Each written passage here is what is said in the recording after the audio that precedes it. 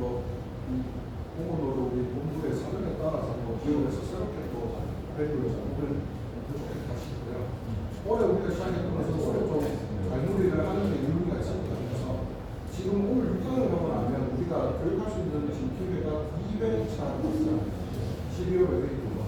그래서 제가 좀 이렇게 제가 드려도 되는지 모르겠습니다만 회의를 먼저 하시고 다음 교육은 회의를 먼저 하시고 시간을 8강, 9강을 한꺼번에 그 다음 회의 때는 회의를 먼저 하시고 9강, 10강 이렇게 해서 이 교재를 다 마무리해버리면 어떨까요?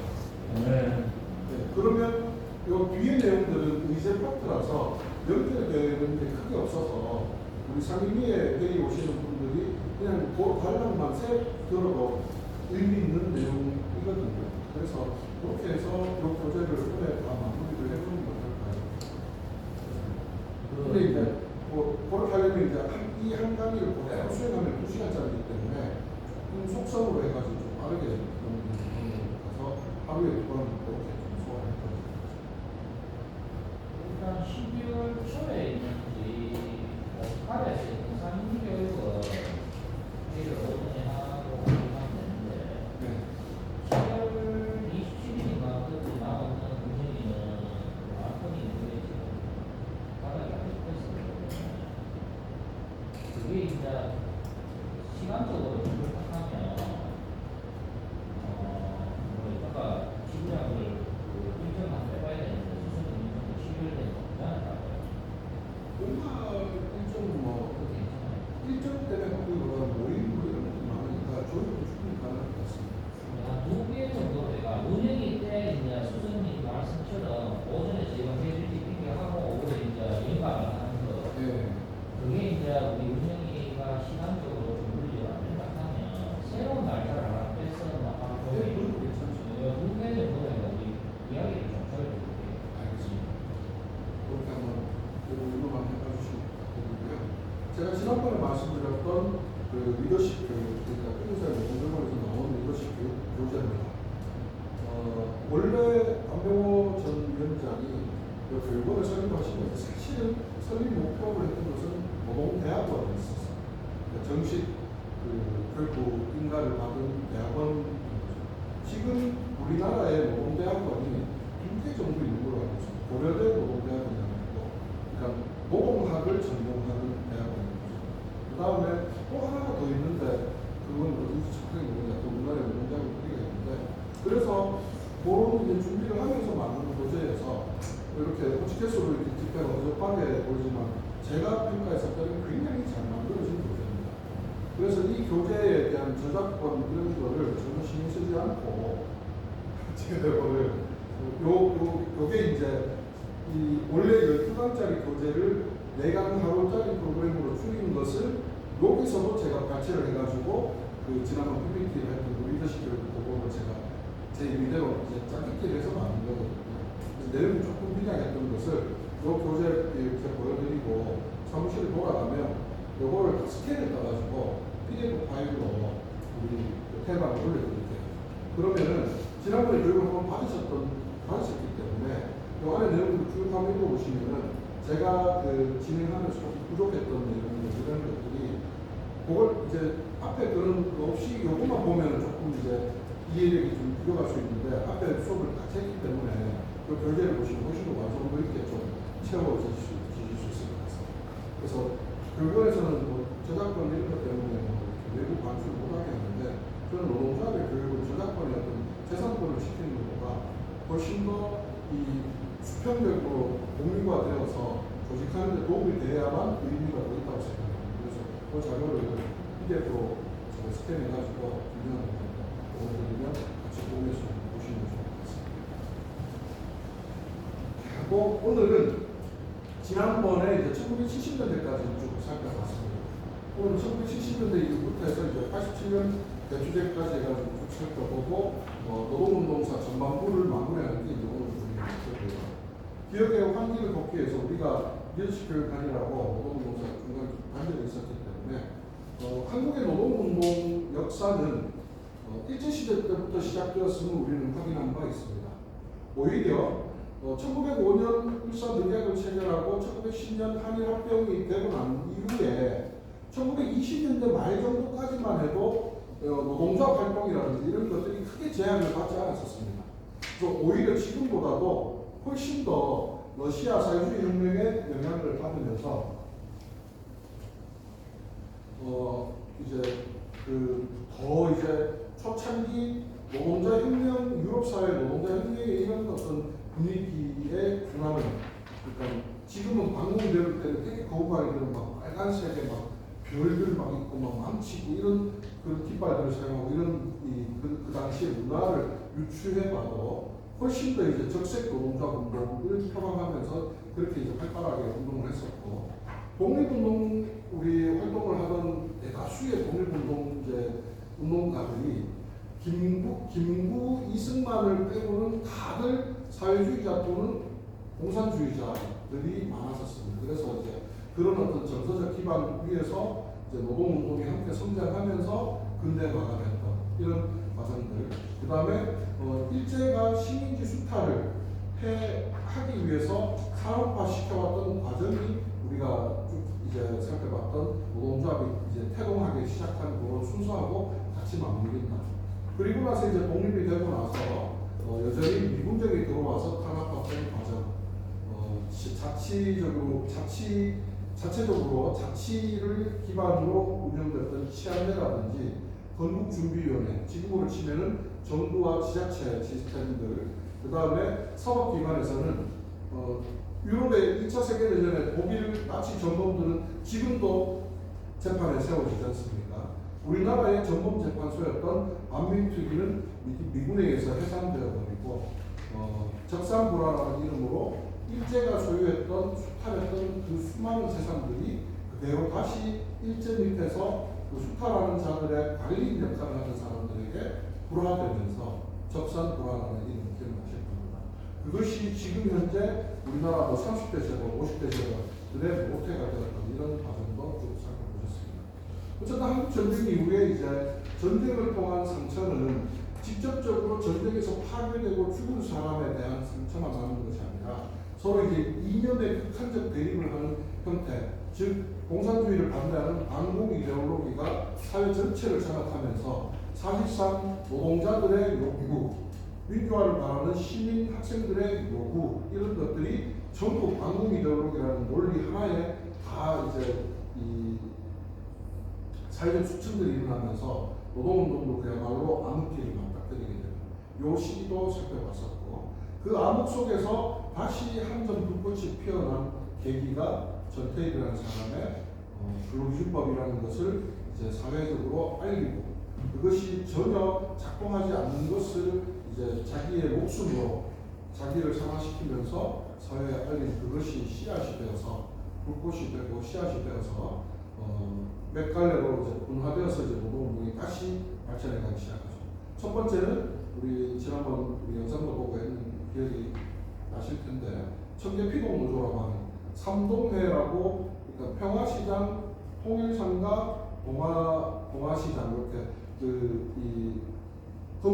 시장이 우리가 생각하는 재래시장 이런 게 아닙니다. 그냥 큰 길쭉하고 큰 건물동이에요. 그 세 동을 이제 삼동시장이라고 불렀었는데, 그리고 우리가 일반적으로 그거를 이제 줄여서 평화, 통일, 동아 이렇게 세 개 동을 평화시장이라고 부르는 겁니다. 지금 전태일 다리가 저기 청계천에 있잖아요. 거기에서 이제 청계천 거기가 7강가 8강가 그렇게 연결되어서 그 시장 세 동이 있는 그 삼동회 재단사들 모임이 어머니 이소선 여사와 함께 청계피동노조로 발전해 나가고, 그 다음에 이제 이 양심적 지식인들, 특히 그 전태일 일기 속에 조현배라는 변호사가 쓴 어느 청년 노동자의 삶과 죽음이라는 책이 나중에 이제 전태일 편전으로 이름이 바뀌게 되는데, 처음에는 전태일이라는 이름을 직접 언급하지 못해서 금서이기도 했지만 직접 언급하지 못해서 어느 청년 노동자의 삶과 죽음이라는 제목으로 출판을 발행을 했었습니다. 조현배 변호사가 서울대 법대 출신이거든요. 그래서 당시에 이제 서울대 법대생들이 엄청 이제 양심적 자각을 하게 됐던 것이, 전태일 여사가 쓴 일기, 그리고 그 일기 위에 떨어진 눈물 자국이 이 연필 글씨를 번지게 만든 이것들 이제 이런 것들을 보면서 이 신분을 울렸던 겁니다. 나에게 이 한자를 해석해 줄 수 있는 대학생 친구 한 명만 있었다면 이렇게 힘들게 해석하지 않았을 텐다. 이런 일기들을 보면서 이제 서울대 녹대생들이 그때 장기 교육사업을 했던 연설에 보면은 우리는 지금까지 죽은 법을 공부했다. 이제 살아있는 법을 공부하기 위해서 현장으로 들어가자. 그러면서 이제 그 공부 잘하는 서울대 법대생 애들이 학업을 다 포기하고 이제 공장으로 투신하는 이제 이 위장 취업들이 러시가 일어나게 됩니다. 그 다음에 또 하나가 도시산업선교회라고 하는 이 도시산업선교회 기독교를 중심으로 해서 교회 문화를 이렇게 이 교회 공동체 문화 이런 거를 전파하는 걸 전하면서 밤에는 야학을 하고 낮에 그 같이 공동체 활동하면서 현장을 조직해 들어가는 이런 것들이 이제 조직이 되면서 전체 국가 산업적으로는 우리나라는 그때 당시 이제 전후에 자금력, 자본도 없고 기술력도 없고 어떤 뭐 요즘은 얘기지만 그때 당시에 정보력에 대한 개념도 없었고 그러다 보니까 우리나라는 전체 산업을 노동집약적 산업 그러니까 인력이 많이 투입돼서 해내면 되는 옛날에 치료사업 이런 것들 이 관로공사 치료사업 이런 것들 막 그렇게 했잖아요. 요즘같이 좋은 장비가 있으면 뭐 포크레인으로 바닥을 덮으면 다 할 것을 사람들 막 수십 명 수백 명 사발을 들고 다 때려가지고 그 사출을 다 보내겠던 이런 식의 우리나라에서는 노동력을 투입한 노동집약적 어떤 일자리 산업 이거밖에 할 게 없었습니다. 그래서 추려진 것 중에 또 참 우리나라 민족들이 이렇게 특질이 있죠. 잘하는 거. 손재주가 또 좋은 어떤 그런 특징도 굉장히 큰 민족적 특징인 것 같아요. 섬유, 봉제, 가발 이것이 해외에서 엄청나게 이제 한국제가 제일다 이렇게 되면서 수출 중심에 이제 엄청 이제 산업을 성장시킨 그러니까 전체 GDP 경제 개파를 키우는 이제 견인적 역할을 했고 그것이 어느 정도 축적되니까 자본이 이제 자본을 더 많이 쉽게 얘기하면 황금알을 낳는 거위가 하루에 한 개씩 낳는다면 쟤를 하루에 5알을 놓더라. 이제 산업을 이전하기 시작합니다. 그게 이제 70년대 말부터 벌어진 상황이죠. 그래서 지난 시간에 그 70년대 말에 그러니까 50년대, 60년대, 70년대 후반까지 대한민국 산업의 견인차 역할을 하던 섬유, 봉제, 가발 산업 그 다음에 거기에 종사했던 여성 노동자들이 이제 사회적으로 토사구팽되는 이제 산업은 쌓여진 축적된 자본을 통해서 뭘로 이만합니까? 이제 중공업 중심으로 자동차, 철강, 조선, 화학 이렇게 중공업 중심으로 넘어가게 되면서 여성들이 이제 전체가 막 집단 해고되는 사건들이 막 곳곳에서 발생하게 되는 거죠. 그게 이제 여기 나오는 70년대 정치 경제를 제가 쭉 이제 설명을 드릴 것이고 70년대 동영상 한번 볼 텐데 동일방직의 동물 투척 사건입니다. 동일방직 여기 대윤대회를 하는 현장에 남자 직원들이 이 봉다리에다가 똥물을 담아가지고 이거를 물레질 하듯이 이렇게 추측해가지고 똥물을 다 뒤집어 쓰고 있는 이런 사건인데 이때 당시에 대표적인 우리나라에 이제 노동자도 있고 이 여성들이 대응하고 투쟁을 했던 노동자들이 청계피부노조 전태일 여사의 유지를 이어서 만든 노조, 위에 보셨던 동일방직, 그 다음에 몸품모방, YH무역 이런 이제 회사들이 있는데 영상 보기 전에 요거까지 설명드리면 아마 기억나실 겁니다. YH무역 한 80여 명 되는 인원이 전원이 다 해고를 당하죠. 그래서 이 사람들이 해고 당하기 전까지도 임금을 계속 채무를 당하다가 결국 해고를 당했어요. 그래서 배고파서 못 살겠다 이러면서 쳐들어간 곳이 당시 제야이사였던 김영삼 씨가 총재로 했던 신민당사에 쳐들어가게 되는 거죠. 그래서 신민당 또 특히 옵티칼에서 왜 김경숙 열사상 이거 상 받은 거 보셨죠? 거기 이제 이 YH 무역의 여성 노동자들이 공장 안에서 못 나간다고 버티니까 그걸 진압하기 위해서 막 들어가다가 뒤로 이제 유창으로 떨어져서 김경숙이라는 아마 제가 기억이 정확하지 않은데 18세인가 하여튼 뭐 굉장히 가까운 나이에 죽게 되는 거죠. 그러면서 이제 신민당사로 들어가게 되는데 신민당사를 내준 김영삼이 국회에 갔더니 국회에서 대단히 이제 오해를 받습니다. 실제로 이건 네가 정보당한 거 아니고 네가 공간을 제공해 준 건 아니냐 이런 식으로 하다가 결국은 어떻게 되죠? 김영삼을 국회에서 제명시켜버리죠. 국회에서 제명시키고 나니까 이제 김영삼의 정치적 기반 토대였던 부산, 마산, 경남 이쪽에서 이제 엄청난 이제 민주화 항쟁에 준하는 투쟁들이 발발하게 되고 이게 쉽게 제압이 될 줄 알았는데 쉽게 제압이 안 되죠. 그래서 현장에 직접 내려가서 관찰을 해본 김재규는 박정희한테 심각하게 보고를 합니다. 이거 그냥 두면 큰일 날 것 같습니다. 가서 좀 진정시키고 달래야 될 것 같습니다. 이렇게 얘기를 할 때 이제 비서실장인 김재규는 보고를 그렇게 올리고 경호실장이었던 차지철은 어떻게 보고를 합니까? 보고라기보다는 각하 탱크 3대만 내주시면 하루 만에 진압하고 오겠습니다. 할 때 이제 그 박정희의 특유한 그 화법 있잖아요. 임자 뜻대로 해. 해놓고 잘 되면 뭐 그냥 잘 된 거고 잘못되면 임자 뜻대로 하는 게 내가 그렇게 하라는 뜻은 아니었잖아 하면서 이제 책임을 수하에게 돌리는 굉장히 좀 비열한 거죠. 그런 어떤 장면들이 실사 고증이 굉장히 잘 되는 상태로 남산의 부장들 이런 영화를 보면은 되게 잘 이렇게 그런 역사를 잘 복귀하고 있다고 평가합니다. 어쨌든 이 부마 항쟁이 촉발이 되어서 김재규가 이제 총으로 피격을 하게 되면서 1979년 10월 26일 날 박정희가 이제 죽게 되고 뭐 이런 어떤 이제 과정들이 이제 80년대를 맞이하게 되는 어떤 바로 직전의 상황들입니다.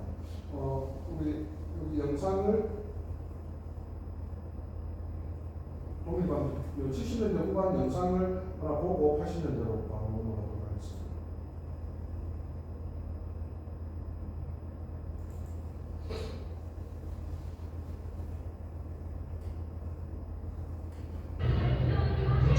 말 수출이 폭이란 9월에 조국 근대화 작업이 속도를 갖기 시작해서 도시엔 하루가 멀다 하고 빌딩이 들어서고 터널이 뚫렸습니다.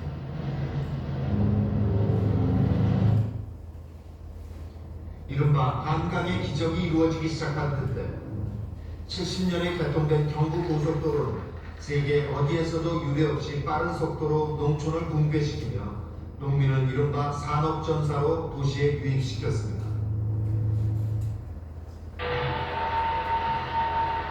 1965년부터 73년 사이에 매년 50만 명이 농촌에서 도시로 가는 기차에 몸을 실었습니다.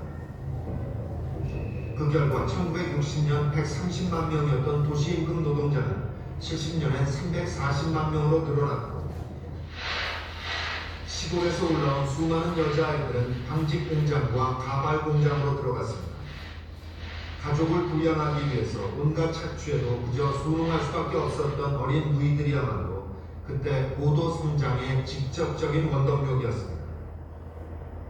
수출 전쟁을 가로막고 있는 모든 대안을 마땅하게 상행하고 1971년도에 가서는 10억 불 이상의 수출 실적을 반드시 올릴 수 있다고 나는 믿는다.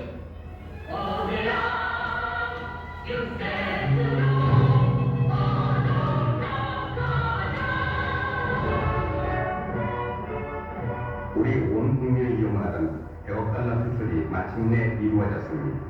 예상보다 빠른 결실이었다. 그 달콤한 열매는 재벌과 기업 쪽에 드러난다. 그러나 그 노숙장의 그늘에서 기계처럼 일해온 노동자들에게 어떤 보상과 혜택도 주어지지 않았다. 오히려 노동자들에게는 계속적인 경제 발전을 위해 더 원대한 수출 목표와 작업량, 그리고 조금 더 허리를 졸라매고 조금 더 가난을 참아야 한다는 채찍뿐이었다.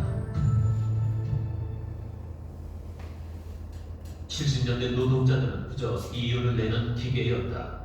환기조차 되지 않는 공장에서 진폐, 폐결 등에 걸린 일수였고 욕설과 구타에 이유 없는 해고도 흔한 일이었다. 그래도 그들은 분간 없이 일해야 하는 공순이, 공돌이. 도시산업 설계는 바로 이러한 노동 현실을 개선하고자 했다. 이들은 먼저 노동자들에게 뜨개질, 꽃꽂이를 가르치고 이손 교제도 의논할 수 있는 소그룹 활동을 시작했다.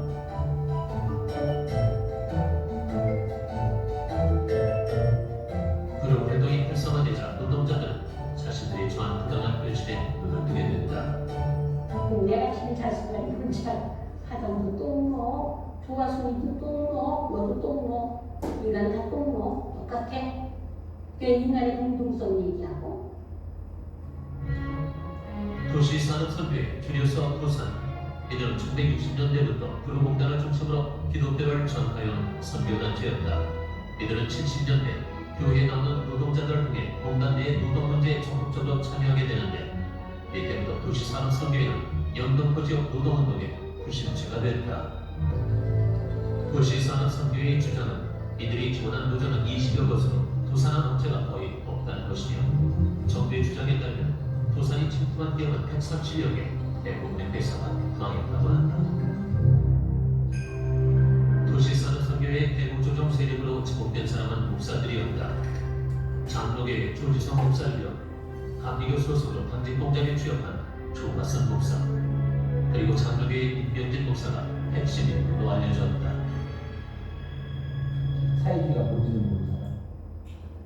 임명진 목사가 도산의 핵심 이제 축이었던 목사였는데 조화순, 임명진 두 분이 제일 이제 핵심적인 대표 목사였는데 임명진 목사가 지금 국힘의 최고위원이에요. 새누리당 때였나?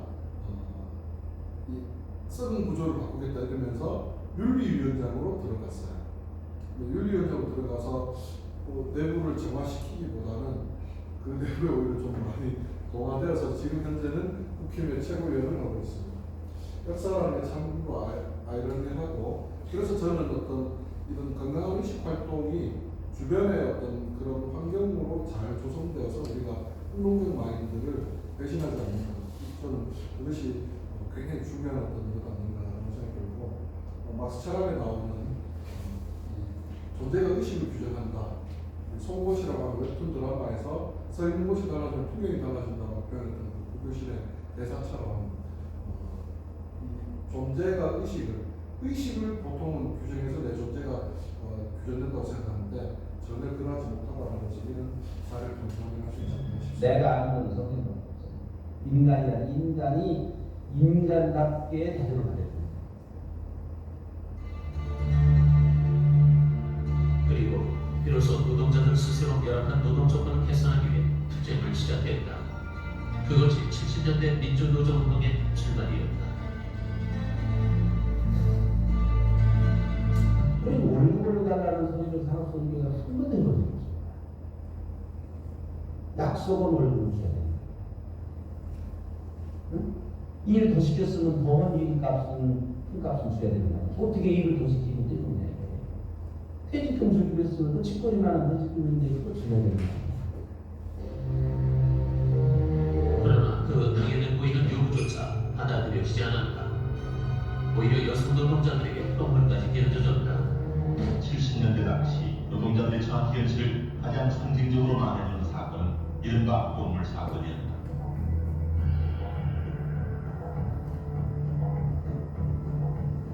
경찰들이 폐해를 지켜보는 가운데 회사측에 멸시된 남성 노동자들에 의해 저질러진 이 사건은 우리 사회가 노동자들에게 얼마나 폐쇄적이었나를 단적으로 보여준 사건이었다. 이른바 똥물 사건에 대한 노동자들의 저항은 나치의 시위와 특이한 형태로 나타났다.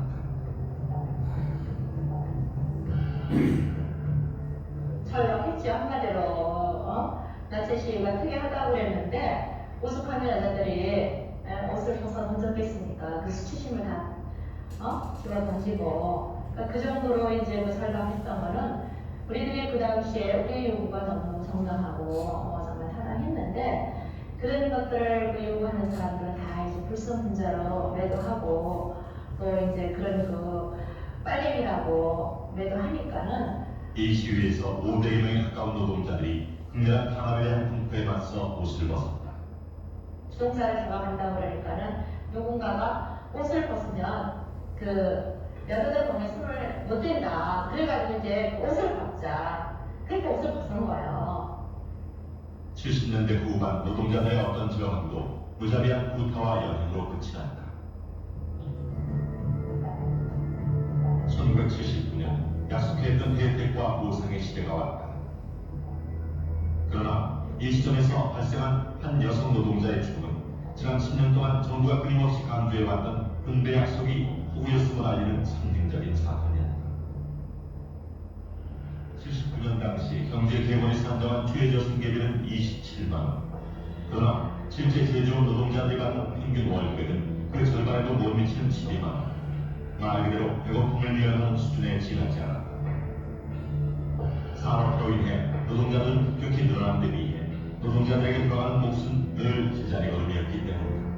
80년대가 2인 1주택 마이카 시대에 된다고 선언을 했어요.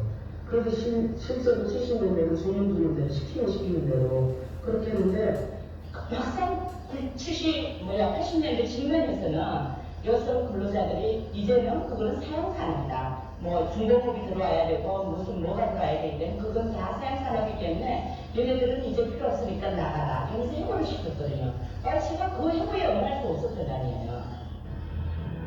1979년 7월 파리의 진보형 노동자 267명이 신민당사를 선포하고 농성을 벌였다. 80여 명이렇게 40명의 노동자들을 하루아침에 거리로 내모는 회사 측의 부당한 폐업 공고에 맞선 이들의 투쟁은 보상과 혜택의 거짓 약속에 기만당한 노동자들의 울분을 터뜨린 사건이다. 유신 체제는 어린 여성들을 무자비하게 진압했다.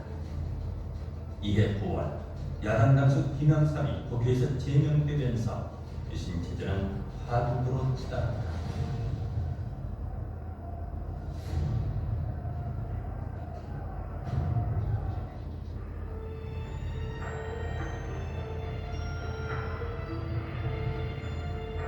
부산과 마산에서 일어난 일련의 비상사태는 유신체제의 핵심부를 분열시켰다. 박정희는 결국 측근의 청탄에 의해 쓰러졌다. 18년 동안 절대 권력의 자리에 있었던 박정희. 그 절대자의 시대는 근대화의 완성과 민주주의의 후퇴라는 엇갈린 평가 속에 막을 내렸다.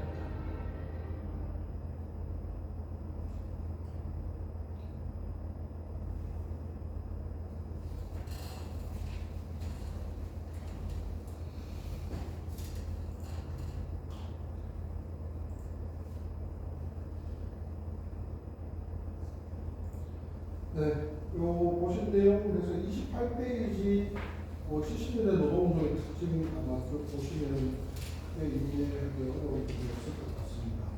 80년대로 이제 넘어가도록 하겠습니다. 폭발을 하려면 압력이 높아지는 응축이라고 하는 과정이 필요하겠죠. 이렇게 억눌리기만 하다가 이것이 이제 전적으로 폭발을 하기 위한 이제 고도 응축, 압축이 되는 이제 시기를 이제 맞닥뜨리게 됩니다. 80년대 전반기 대폭발의 준비, 1980년대 전반기의 정치경제 상황들을 메모 하나씩 쭉 읽어가도록 하겠습니다. 제가 먼저 읽을게요. 경제 권력의 이동과 노동자 계급의 구조 변화. 박정희 정권에 이어 군사 쿠데타로 집권한 전두환 정권은 경제 자유화 정책을 실시하여 국가주도 성격을 축소시키고 재벌에게 경제 권력을 이양하기 시작한다. 산업 구조가 경공업 중심에서 중화공업 중심으로 바뀌면서 대기업 남성 노동자들이 생산의 주역으로 등장한다. 1980년도에 이 공업화율과 전체 산업에서 32.7%가 공업이 차지했다면 그 안에서 중화공업화율이 이제 70년대 38%를 있던 게 이제 이 고도 성장하는 게 이제 수치로 보여지죠. 51%까지 성장을 하고 있습니다. 계속 읽어가겠습니다. 본인부터 하나씩 읽어주실까요? 기업별 노조 체제 고착화. 자본과 정권은 노동자 계급을 희생시키면서 자본 축적을 계속해 나갔다. 이를 위하여 전두환 정권은 1980년 10월 노동법을 개정하여 산별 노조를 해체하고 기업별 노조체를 법률로 강제한다. 광주 민주항쟁 전두환 군사 쿠데타 권력에 맞서서 1980년 5월 광주에서 노동자 민중이 봉기한다. 미국의 무기하에 전두환은 광주 민주항쟁을 군악발로 짓밟으며 그것은 노동자 민중이 새로운 각성을 하도록 만들었다. 대학생들의 집단적 현장 투시, 광주 민주항쟁 이후 수많은 대학생들이 사회변혁의 목표를 가슴에 두고 노동 현장으로 투신하였는데 그 수는 최대 1만 명 정도로 추산되고 있다. 이들은 선진 노동자들과 함께 노동운동 활동가에서를 형성하게 된다. 네, 80년대 영상은 제가 패로 보내드릴 테니까 따라보도록 합시다. 여기는 영상이 막 전부 이제 학생운동들 막 투신했던 노회찬 작가시, 노회찬 전면 영접하시면서 학생운동 것들 어떻게 투신해서 노동을 다시 하겠다. 앞에 내용은 크게 다를 게 없는 영상이어서 조금 넘어가고요. 그 전에 조금 하나 좀 우리가 좀 짚고 넘어가야 될 때 기업별 노조 체계가 법률로 강제한다라고 되어 있는데 그러면 전두환이 집권하면서부터 노동법 개정을 해가지고 기업별 노조로 기업별 노조만 인정하는 합법화했다면 고전에는 그럼 뭐였겠습니까? 산별 노조였겠죠. 지금같이. 박정희 때는 왜 산별 노조였느냐? 우리나라가 일제시대 때 처음 노동조합이 만들어질 때는 당연히 산별 노조였습니다. 그리고 미국 영향을 받은 일본 정도를 제외하고는 기업별 노조가 이렇게 일반적인 나라가 거의 없습니다. 전 세계에. 기업 단위로 가입하는 형태가 개인 단위로 다 산별 노조를 가입하는 거죠. 일제시대 때 산별 노조였던 게 위군정이 들어서면서 위군정이 남노당 간첩 사건을 만들어서 전평을 해체시켜버리죠. 우리 앞에 역사에서 봤죠, 그죠? 해체시키고 나서 어떻게 하느냐, 미군정은 이 산별 노조를 못하게 하기 위해서 기업별 노조로 노조법을 바꿔버립니다. 그리고 이승만 정권에 들어서서 뭐가 만들어지죠? 대한노총이라는 게 만들어지지 않습니까? 대한노총이 만들어지고 난 이후에 박정희가 딱 집권하면서부터 기업별 노조, 미군정이 기업별 노조로 바꾸는 것을 박정희가 중앙정보부에다가 지시해서 노동조합을 대한노총을 해체시키고 한국노총을 새롭게 설립하면서 또 노동법을 개정해서 기업별 노조하고 있는 것을 또 산별로 전환시켜요. 산별 노조만 할 수 있도록. 그게 쭉 유지되다가 전두환 때 와가지고 다시 기업별 노조로 가는 겁니다. 이렇게 갔던 게 언제까지? 1998년도까지 상단체를 인정하지 않는 산별 구조를 인정하지 않는 기업별 노조 체계가 쭉 온 거예요. 그리고 지금은 산별 노조 체계로 전환했지만 이 산별이라고 하는 구조 안에 기업별 노조의 문화들이 굉장히 강하게 자리 잡고 있는 거죠. 어떤 흐름인지 대충 이해가 되실 거라고 좀 보여주시고요. 80년대 상황들은 그냥 경공에서 이제 중공으로 전환됐다는 것으로 계속 80년대 노동부의 특징까지 읽고 87년 넘어가도록 하겠습니다. 그 산별이라는 게 좀 여쭤보면 금속거든요. 금속 이제 민주노총 금속 노조가 있잖아요. 거기서 이제 그 금속이라는 산별을 대표해서 이 사람이 이제 교섭에 얻는 거는 전국에 있는 금속에 가입되어 있는 모든 산별이 똑같이 적용이 된다 이거예요. 아닙니다. 그러니까 원래 개념은 그게 맞는데 우리나라 현실은 그렇지 않습니다. 그래서 왜 원래 산별은 그거죠. 원래 산별은 그거죠. 외국에서 하는 산별은 지금 그 영역을 갖고 있습니다. 산별로 의미가 있기 위해서는 산별 교습이 열려야 됩니다. 우리 저거 했었죠. 교섭위원 교육도 했었나요? 수석님이요? 네. 그건 안 했어요. 안 했나요? 우리가 교섭의 형태가 일반 기업하고 다르다 보니까 제가 교섭위원들 교육은 처음에 이제 짧게 안 듣던 모양인데 이 노동자들의 노동 3권 헌법에 보장되어 있는 단결권, 단체 교섭권, 단체 행동권이 사실은 법 체계를 놓고 보면은 이 세 개의 권리가 독립된 세 개의 권리를 지칭하고 있는 것 같지만 실제로는 단체 교섭권을 보장하기 위한 보호장치들입니다. 개인이 가서 따발이 붙거나 아니면 요구하거나 수용되지 않을 거니까 단체를 구성해서 가라 라는 취지인 거고요. 교섭을 해야 되는데 이게 교섭이 곧 계약이잖아요. 근데 모든 근대 이후의 국가의 성문법 체계를 둔 국가들은 시민법이라는 것을 기본 바탕에 두거든요. 우리나라에서는 그 시민법을 민법이라고 칭합니다. 민법은 갖고 있는 몇 가지 중요한 특징이 있는데 이 특징들 중에서 오늘 법관이라는 자리는 아니니까 그 민법의 특징이 몇 가지 요소가 있어요. 그 중에서 가장 중요하게 치는 게 뭐냐면 자유계약의 원칙입니다. 그러니까 민법상으로는 만약에 남편공지랑 저랑 마음에 드세요? 그러면 이거 200만 원 주고 샀지만 180만 원만 받을게요. 3년밖에 안 썼습니다. 하고 하면 이거 누가 봐도 사기잖아요. 근데 남편공지가 좋아 그래 나는 그거 꼭 갖고 싶었던데 요즘 구하기 힘드니까 다소 비싸지만 살게 이러면서 양자가 합의하면 아무 문제 발생하지 않는 것. 이런 간단한 원리예요. 민법 정신이라는 것은. 근데 이 자유계약의 원칙, 그래서 양자가 합의하면 국가나 사회, 법, 사법적 조치가 개입하지 않는 요런 형태로 이제 발달해 왔는데 어쨌든 그 민법상의 자유계약이 항상 구조적으로 문제가 발생하더라라고 해서 특별법을 제정해서 보호하는 게 노동관계법이잖아요. 그러면 이 민법상에서 가장 보호해야 될 핵심은 뭐냐면 계약인 거예요. 그 계약이 뭡니까? 집단적 근로계약을 형성하는 단체 교섭이 계약인 거죠.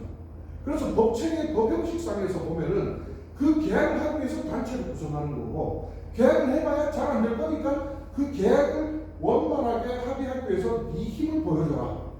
네 힘은 뭐냐? 네 노동의 가치는 월급이 아니라 네가 노동을 멈췄을 때 발생하는 사용의 데미지가 네 노동의 가치다. 라는 게 단체 행동권의 의미거든요. 그러면 이 단결권과 단체 행동권이 결국은 단체 교섭을 하기 위해서 보조하는 권리잖아요. 우리가 헌법의 노동 3권이지만 그럼 그 권리를 가지고 실제로는 이제 노사가 힘의 균형을 맞춰서 단체 구성에서 집단의 힘을 만들고 노동의 가치를 보여줌으로써 힘을 보여줘서 계약을 하도록 만드는 게 단체가 체결하게 만드는 게 이게 핵심인데 산별노조는 그럼 뭐가 핵심이겠습니까? 그 계약을 산업 전반에 걸쳐서 할 수 있도록 산별 교섭을 하는 게 핵심인 거잖아요. 간단한 산수인 겁니다. 풀이를 해보자면. 근데 우리나라는 이 산별 교섭이 법제화되어 있지 않는 거예요. 산별 노조는 허용해 주되 산별 교섭은 법제화하지 않는 겁니다. 기본권을 교묘하게 제약하고 있는 거죠. 헌법적 권리를 교묘하게 제약하고 있는 거예요. 그래서 우리 노동자 대회에 가보면은 산별 교섭 법제화 이런 게 마치 공무원 노조, 정치기본권 보장 이런 것처럼 핵심 구호로 걸리는 이유들이 거기에 있는 겁니다. 지금 현재는 상자단체, 그러니까 산별 교섭을 그 산업에, 금속 산업에 교섭을 요구하면 상자단체가 응해야 되는데 지금 산별 교섭에 응하는 사업장은 극소수죠, 우리나라에. 그런데 이게 요거 말 나온 김에 요거 설명 조금만 더 봅시다. 금속이 이 산별 교섭을 굉장히 의미 있게 해낼 어떤 시기가 있었습니다. 자, 이런 거 한번 생각해 봅시다. 우리나라에 원래 이 근로복지공단에 산재 평가를 할 때 근골격계 이런 용어 자체가 없었어요. 이 근골격계 용어를 어떻게 만들었냐면 금속이 산별 교섭으로 이 명칭을 지정해서 이 기존에는 뭐 손목 턴을 주고 허리 디스크 이거 전부 그냥 개인 지정이 있었어요. 상대로 인정받은 사례가 없다고. 근데 근골격계라는 것이 산업재해로 인해서 빈번하게 발생한다는 것을 산별 교섭을 통해서 이것을 합의하면서 법제화된 케이스예요. 또 우리나라의 우리 공무원분들도 부서에 따라서는 그런 특정 독극물이나 유해화학 물질 이런 걸 취급하는 분들 계실 겁니다. 금속 사업장에는요, 특히 철강에는 비일비재해요. 반도체 사업장에도 비일비재하죠. 그래서 직업성 백혈병들 다수 걸려서 그 대응하는 마놀린 단체도 있고 하지 않습니까? 주로 세척제 여기에서 암이 많이 걸리는 왜 씻어내는 거니까 깨끗하다고 생각해요. 이독 대독인 것처럼 독을 독으로 제거하는 이런 건줄 사람들 생각도 못하고 이게 1급 발암물질이라 생각하지 못하고 안전에 대해서 모르고 그냥 일만 하는 거예요. 이런 것들이 사업장에서 비일비재한데 그러면 이러한 물질들은 1급 발암물질이니까 조심하세요 하고 안전 고지를 하고 마스크를 한다든지 뭐 대책을 해야 될 거 아닙니까? 그런 대책이 필요한 사업장 내 발암물질, 유해화학 물질을 노동부가 58개인가 56개만 그 매뉴얼상 갖고 있었는데 금속노조 산별 교섭을 하면서 전체 사업장에 전수조사를 하는 겁니다. 통에 세척제, 뭐 융화제, 뭐 촉매, 뭐 각종 약품들을 다 봤더니 조그맣게 깨 같은 글씨로 1급 발암물질, 식은주의 뭐 이런 것도 적혀있는 이런 것들을 이걸 만약에 벤젠 이러면 1급 발암물질 알잖아요. 근데 벤젠을 용기에 담은 상품은 이름이 다른 거예요. 이것들을 다 찾아내가지고 고용노동부가 그때는 그냥 노동부였죠. 고용노동부가 56개, 58개 사업장 내 이 위험물 취급을 해야 되는 그 위해 화학물질들을 150 몇 개로 이렇게 지정하는 걸 늘려내는 이것도 300교섭을 통해서 이루어진 거예요. 또 대표적인 하나 있죠. 금속노조 300교섭을 통해서 이루어진 역사적인 사건. 임금 후퇴 없는 주 5일제 시행. 이것도 금속이 300교섭으로 따낸 거예요. 따낸 거를 사회단체들이 합의를 해놓고 반발하니까 결국 당시 대통령이었던 노무현이 이거 더 이상 국제적인 이 흐름상 거역할 수 없는 대세다 이러면서 재계에다가 수용할 것을 정부 차원에 촉구했고 그거 수용하고 난 다음에 뭘 열어줬습니까? 노무현 때 정말 심한 걸 줘버렸죠. 사용자 대항권인 직장 폐쇄를 만들어줘버린 겁니다. 그리고 초창기 직장 폐쇄는 만들어지고 나서 공격적 직장 폐쇄라고 하죠. 노동자가 파업을 해야만 사업장을 폐쇄하는 이 직장 폐쇄의 절차를 노동자들이 파업도 안 하는데 노조가 뭐 말한다 하면 직장 폐쇄해버리고 탄압하는 형태로 악용했던. 그러니까 노동자들한테 시대의 흐름상 어쩔 수 없이 임금 후퇴 없는 조일제를 시행해주고 뒤로 돌아가지고 사회적인 큰 선물을 던져버립니다. 저는 그래서 민주당을 별로 신뢰하지 않습니다. 문재인 때는 어땠습니까? 이 정공을 쫓아가가지고 비정규직 노동자들 막 끌어갖고 비정규직들 보조머리가 빵빵해야 된다. 사람이 먼저 되는 선수랑 좀 만들겠다. 비정규직 제로 시대를 만들겠다. 이렇게 약속했잖아요. 근데 자회사 가해를 줘버렸잖아요. 그거랑 그 2017년 7월 17일, 7월 19일이었나요? 비정규직, 정규직 전환 가이드라인 발표해놓고 그 다음에 지방선거 때 뭐 했습니까? 최저임금 상위범위 계약해가지고 비정규직 노동자들 최저임금 올랐는데 내 실질임금은 뚝 떨어져 버리는 이런 결과를 만들기도 했죠. 그래서 이런 좀 역사적 아이러니가 계속 반복됐는데 원래 얘기로 돌아가서 조일제 합의하고 근로객제 합의하고 이런 합의를 했던 300교섭이 돼야 의미가 있는 겁니다. 300교섭. 그래서 이제 우리가 300 법제화 법으로 딱 정해지면 사용자들이 교섭 안 해 소리를 못 하게 되는 거죠. 지금은 사용자 단체에 들어와도 안 들어와도 법적 제재를 받지 않습니다. 그러면 누가 들어오라고 합니까? 현장에 힘이 센 노동자들 이런 데만 끌려 나와가지고 하게 됐는데 지금은 이것도 교묘하게 힘의 균형을 맞춰놨다 저는 이렇게 평가합니다. 아예 다 생각버리고 나가버리면은 또 반발이 크게 터질 거니까 적당하게 딱 합의해주는. 그리고 금속노조 안에는 이 합의의 구조가 두 개로 양분도 있죠. 300교섭을 통해서 합의하는 이 사회적 교섭의 합의들이 하나 있고 양재동 오다가 하나 있고 금속노조 안에는 이 양재동 오다가 현대금융사 전체를 움직이니까 엄청나게 크게 작동을 하는 거예요. 그래서 제가 아까 한때 300교섭이 의미있게 진행될 때가 있었다고 했지 않습니까? 그게 금속노조 전체 인원이 35,000명일 때 이런 투쟁들을 벌여냈던 거예요. 조일제 같은 경우도 9일간 촉파업을 해가지고 오더를 선포하거든요. 그런데 요 시기가 지나서 바로 어떤 사건이 발생하냐면 이제 완성차 4사가 금속노조로 전환하는 현장 투표를 붙입니다.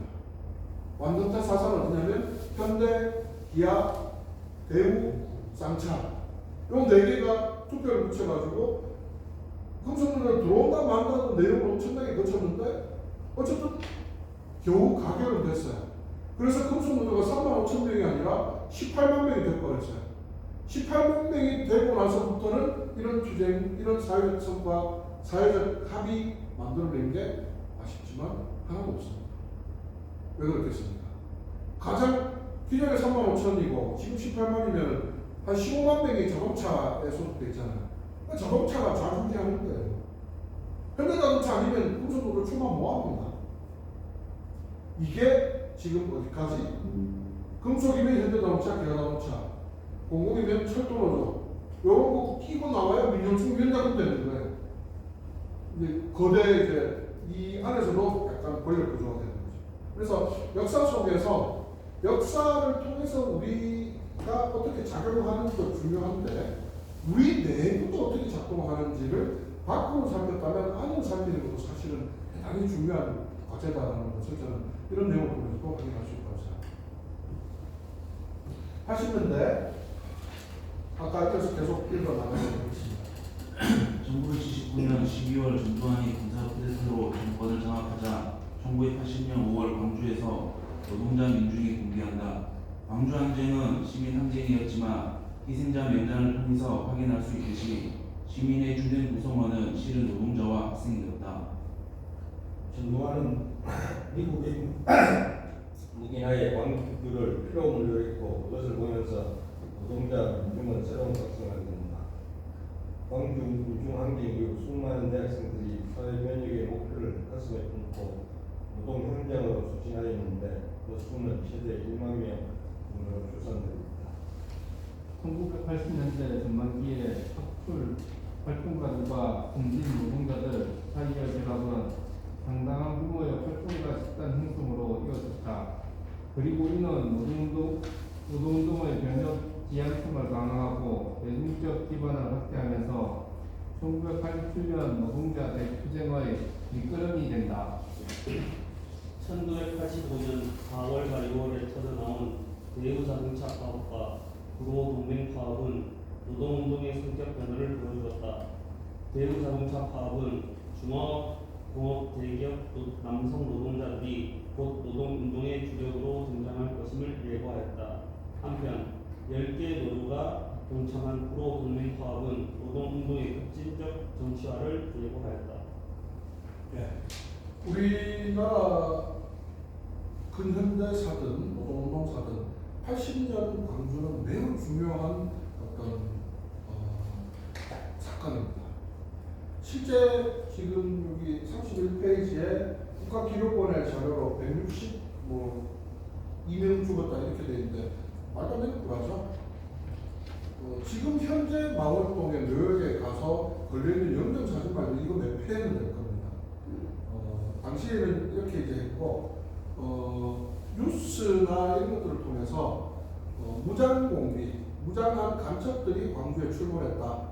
그래서 거기에 영향을 받은 학생들, 시민들이 군경의 무기고를 털고 지금 반란을 일으켰다. 요걸 이제 진압해야 된다라는 게 그때 광주 사태, 광주 민중항쟁을 그 당시 사람들이 알고 있던 제한된 정보였었습니다. 망월동 국민묘역이 광주 민중항쟁의 그 묘역이 왜 망월동에 설치되는지 혹시 생각해 보신 적 있으신가요? 지금까지 광주 민중항쟁이 영화가 된 게 세 편이었는데 첫 번째는 1995년도에 개봉한 꽃잎이라는 영화가 있습니다. 그 가수 이정현 씨가 데뷔했던 그 작품이었죠. 꽃잎이라는 영화가 있고 그 다음에 이효원 씨하고 이렇게 화려한 휴가. 네. 화려한 휴가라는 제목은 그때 당시에 작전명이었습니다. 애국가가 끝나면 시민들에게 발표를 하도록 했던 그 작전의 작전명이었습니다. 그 화려한 휴가라는 작품이고 안선중 씨 나오고 하죠. 그 다음에 세 번째 작품이 송강호 씨가 나왔던 택시 드라이버 이렇게 있죠. 저는 여기 재미로 보면 택시 드라이버가 제일 재밌었고 근데 이 그때 당시에 작품 이 시대상을 제일 잘 투영시킨 건 꽃잎이었다고 생각합니다. 이정현 엄마랑 오빠가 이제 총에서 맞아 죽으면서 이제 지금은 지금 조현병, 정신분열증이 생겨서 이제 막 계속 전국을 떠돌면서 가게 되잖아요. 근데 이제 무선근 일용직 노동자를 만나서 거기에서 이제 먹고 자가면서 사실은 갇혀서 폭행도 당하고 성폭행도 당하고 이렇게 됐어요. 그래서 이 죽은 오빠의 친구들, 대학생 친구들이 이 이정현 그 배우를 막 찾아서 도와줘요. 근데 영화에 보면은 이 배우가 가서 막 떠나면 막 도착하고 막 떠나면 막 도착하고 계속 이렇게 엇박자를 해요. 저는 그것이 영화 화려한 휴가에서 마지막에 결혼식 장면에서 모두가 다 칼라로 환하게 웃고 있는데 이용원 씨만 흑백으로 굳은 인상을 하고 있죠. 이것이 무엇을 의미하느냐? 그 추상미 배우라든지 그 죽은 오빠의 친구들이 계속 이정현 씨를 찾아가는데 가면 방금 떠났는데요, 하는 것과 이게 우리가 흔히 얘기하는 살아남은 자의 비애를 표현하는 겁니다. 영화 살아남은 자의 비애. 그래서 그런데 그 화염휴가에 보면은 마지막 도청 사수 작전을 하죠. 그러니까 도청 사수 작전이 나오는 건 이 영화 세 편 중에 그거밖에 없어요. 화염휴가밖에 없어요. 그래서 그 이용원 씨가 막 기차 타고 방송에 치면서 도청을 보여주십시오 하면서 막 돌아다니고 이렇게 하잖아요. 실제 그 역할을 하셨던 분이 어디에 계시냐면 지금 안동에 계세요. 시집을 안동으로 오신 거예요. 근데 이분이 하여튼 그 뒤로도 안기부로 끌려가서 엄청나게 공부도 많이 당하고 고초를 정말 많이 겪었어요. 혹시 보면 안동에 모르십니까? 그 안동 옥동에 행복한 가게, 행복한 식당인가 저 홍어 고 사장님이 그 전라도에서 오셨다 보니까 홍어집을 하시는 거고 그런 역사적 증명입니다.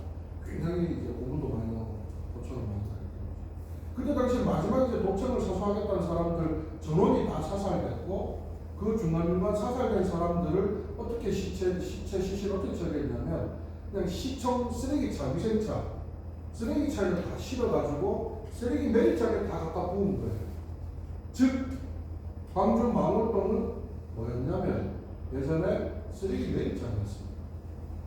그래서 거기다가 갖다 그냥 다 들어부어서 이제 했고 광주 민주항쟁이 80년 5월에 일어났는데 81년도에 바로 막 밝혀지고 이러지 않았지 않습니까? 세월이 꽤 흘러서 50비리 이후에 80년 진상조사 이렇게 들어가게 되는 세월이 많이 흘렀잖아요. 제대로 된 유해 발굴과 이런 것들이 충분히 되지 못한 상태에서 여기 국가기록원에서 162명이 죽었다고 이렇게 기록하고 있지만 실제로는 몇 명이 정확하게 죽었는지 아직까지도 정확하게 집계를 못하고 있다 이렇게 얘기하십니다. 망월동에 쓰레기 매립장 위에 이 묘역을 했다가 나중에 이제 광주 망월동 그 참배 묘역이 김대중 대통령이 되면서 그러니까 구묘역, 신묘역 이렇게 해서 이제 좀 제대로 지어지게 되는 그런 상황이 되겠죠. 자, 여기까지가 이제 80년대인데요. 80년대인데 다음 시간에 볼 이제 87년 상황하고 요 내용이 들어가기 전에 한 시간 딱 지났는데 잠깐 용변 보시고 쉬고 난 다음에 87년도 노동자 대투쟁 그 어마어마한 투쟁이 왜 87년도에 일어나게 됐는지에 대한 번외 얘기를 좀 하고 오늘 마무리하면 좋을 것 같습니다.